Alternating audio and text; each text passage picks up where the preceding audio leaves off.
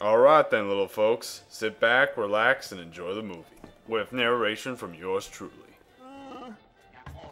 The time to place your bets are closed. Let's see who shoots first.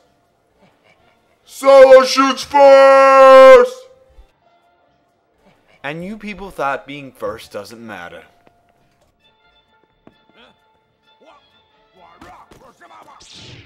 I seem to be missing several of my appendages. Nevertheless, it's just a flesh wound.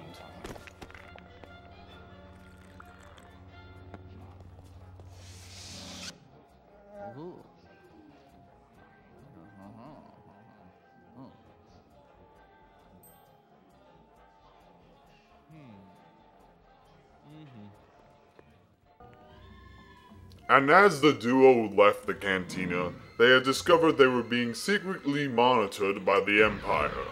The Empire knew they caught on, and sent all their city's reinforcements to the commercial district.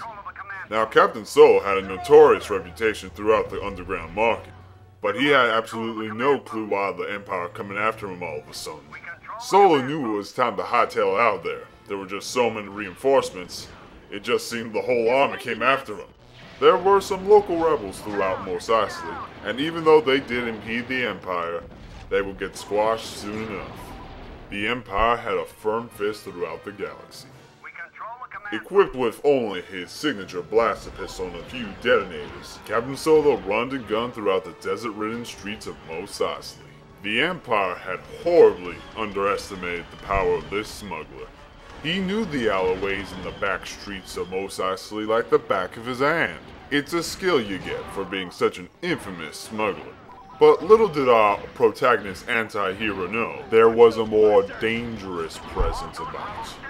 Now, one of the reasons why our poor fellow has such a notoriety is how indebted he is to almost everybody, including a very special Jabba the Hutt. Now, who's Jabba the Hutt, you ask? Jabba the Hutt is a big fat slug. And why should that matter? Why should he matter? Well, basically, he's the crime overlord of the entire Tatooine system. Not to mention, he has a hand in spheres of influences throughout the galaxy. He was also known for getting an entourage of various bounty hunters to hunt down those who didn't pay their due. Now, there was a much bigger picture here that Solo wasn't seeing, but we really can't blame him when he's getting shot by a legion of stormtroopers at this very moment. Solo's doing actually pretty well here. I've never known any kind of quick draw to take down an entire squad of troopers in close quarters. Just imagine if that guy was a general.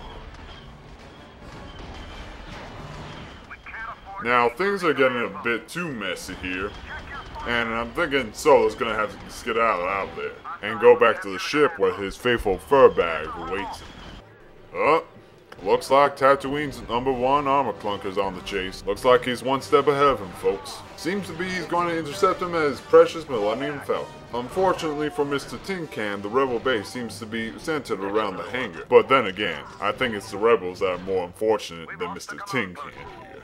Fett made mincemeat out of the rebel base.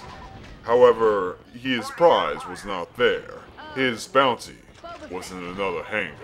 And though he lost what was considerably the best opportunity to capture Captain Solo, his actions at the rebel base would garner support from the Empire to the bounty hunters, which would create more of a reliance on the Empire to the bounty hunters. At the same time, Captain Solo was only a few blocks away from his hangar, and had to fight and run through one last struggle. Solo knew he wasn't going to get much work after this, and after that strange offer that those two over at the cantina had made, he didn't have much of a choice. He knew that they were over the hangar, so he would have to go and accept that choice, and just hope that this Aldernanian prize wasn't just some kind of hoax. It's one of the reasons why he's indebted in the first place. So with his wits, feet, and pistol in hand, he went straight through the incoming headfire. And that, ladies and gentlemen, is the end of this chapter. I hope you enjoyed yourselves over this brief narration. Have a good night.